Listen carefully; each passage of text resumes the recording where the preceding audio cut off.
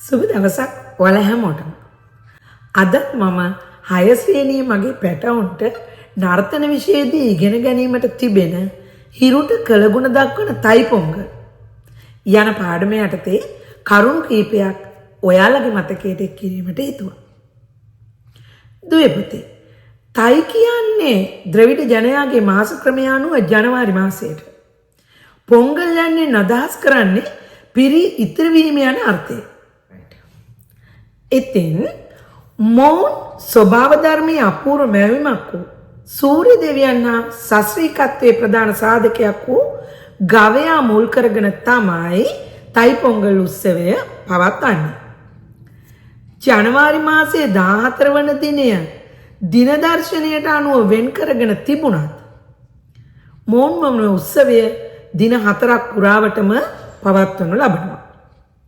එහිදී පළමු දිනය ලෙස මොවුන් පරණ ඇඳුම් බඩු බාහිර ආදිය ඉවත් කර පිළිස්සීම සිදු කරන අතර මෙය භෝගී පොංගල් ලෙස හඳුන්වනවා.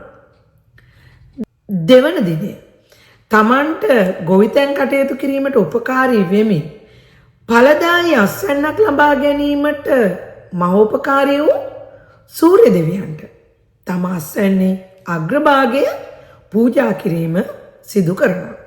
මෙහිදී මුං, තල, හකුරු, සූකිරි, එලකිරි මිශ්‍ර කිරිබතක් සාදා කෘතගුණ දැක්වීමට යොදා ගන්නවා.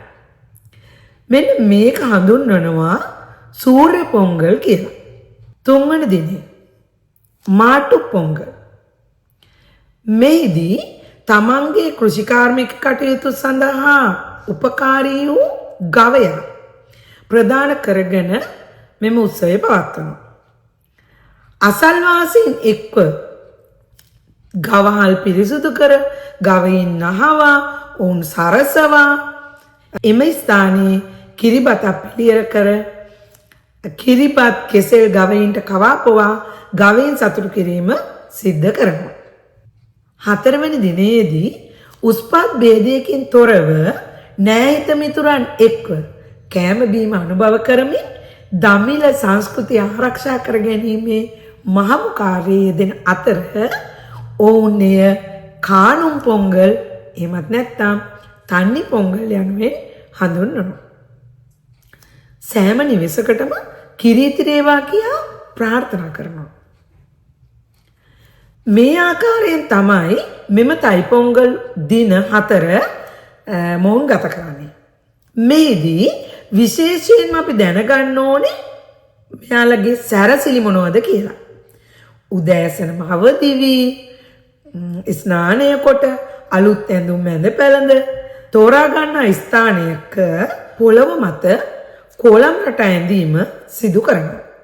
මේ සඳහා හාල් පිටි, කහ කුඩු, පොල් කුඩු ආදිය යොදා ගන්න අතරම කොළම් රටාවේ මැද සියලු යස ඉසුරු ළඟාවීම සඳහා සංකේතවත් කරගනිමින් පුන් කලසක් තබනවා. සියලු දෝෂාන්ධකාරයන් දුරු වී නව ආලෝකයක් අපේක්ෂා කරමින් පොල් තෙල් පහනක් දානවා. ඒ වගේම තමයි අඹ කොළ, කොඹ කොළ, ගොප් කොළ ආදිය යොදා ගනිමින් සැරසිලි සිදු කරනවා. මේ භූමියේ උග්ග සිටුවීමක් සිදු වෙනවා.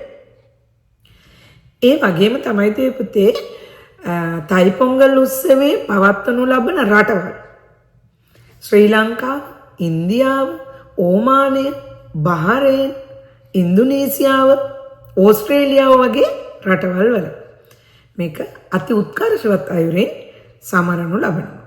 ඉතින් මම හිතනවා ඔයාලට තයි පොංගල් උත්සවය ගැන යම් අවබෝධයක් ලැබෙන්නට ඇති කියලා. එහෙමනම් නැවතත් අලුත් පාඩමකින් හමු වන තුරු ඔයාලගේ සමු ගන්නවා. එතෙක් ඔයාලා සැමටම සුබ අනාගතයක්.